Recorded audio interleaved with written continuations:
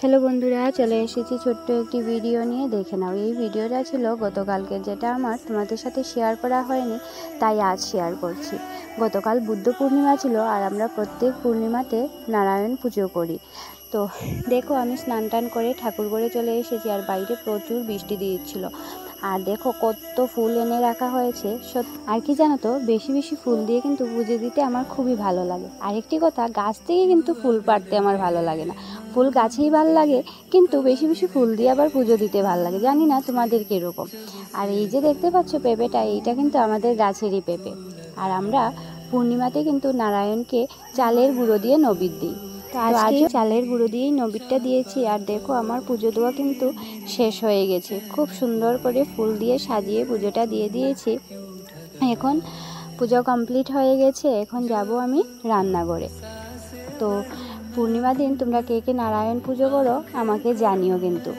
এইদিকে দেখো, চলে এসেছি রান্নাঘরে, আর রান্নাঘরে এসেই দুধটা জাল বসিয়ে দিয়েছি। আর আমরা জানো তো কিন্তু দুধ আর রুটিটা কিন্তু আমরা উনুনের মধ্যেই বানাই। দুধটা না উনুনের মধ্যে যদি আমরা জাল দিই, তাহলে কিন্তু খুব ভালো করে সুন্দর করে শরটা বসে, আর দুধের শরটা কিন্তু খেতে খুবই ভালো লাগে। তারপর দেখো, আমি ওই দুধ দিয়ে বানিয়ে নিয়েছি একটু বেল। তো সকালবেলা নাকি বেল খাওয়াটা খুবই ভালো, তো বেলটা বানিয়ে নিয়েছি, সবাইকে দিয়েও দিয়েছি। তারপর আমি সকালবেলা কি খাওয়া হবে এটার জন্য রেডি করছি। তো আজ ভাবলাম সকালবেলা সবার জন্য রুটি বানিয়ে নিই। তার আগে আমি একটু দুধ আর বিস্কুট খেয়ে নিয়েছি, কেননা আমি চা খাই না, তার জন্য দুধ আর বিস্কুটটাই খেয়ে নিয়েছি। তারপর আমি রুটি বানাবো বলে আটাগুলো চালনি দিতে বসে পড়েছি। কয়েকদিন থেকে আটা আনা হয়েছে, কিন্তু ওগুলো আর চালনি দেওয়া হয়নি। তো আগে ছিল ওইগুলো দিয়েই চলছে, তো আমি ওইগুলো এখন চালনি দিয়ে রেখে দিয়েছি। তার আটাগুলো মেখে আমি সবার জন্য রুটিও বানিয়ে নিয়েছিলাম। অন্যদিন রুটির সাথে সবজি বা ভাজা এইগুলো কিছু হয়, কিন্তু আজ আর হলো না, কেননা একটু পরে দুপুরে ঠাকুরের ভোগ রান্না হবে। আর এখন যদি আমি তরকারি বা ভাজা কিছু করতে যাই, অনেক লেট হয়ে যাবে, তাই একদম সিম্পলভাবে সকালবেলার খাওয়াটা শেষ হয়ে গেছে। তারপর দুপুরবেলার জন্য রেডি করতে হবে, তার জন্য সিম্পল করা হলো।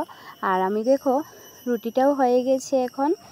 তারপর আমি রুটি সবাইকে দিয়ে দিয়েছি, আর এখন আমি সবার জন্য চাও বানিয়ে নিয়েছিলাম, সবাইকে চা দিয়ে দিয়েছি।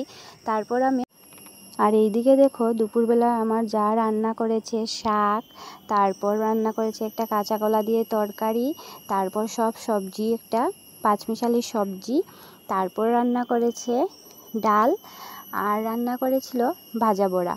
তো দুপুরবেলা এইগুলো রান্না হয়েছে। তারপর ঠাকুরের সামনে ভোগটাও লাগানো হয়েছে। তো দুপুরবেলা রান্না কমপ্লিট, আর ঠাকুরের ভোগটাও লাগানো হয়ে গেছে।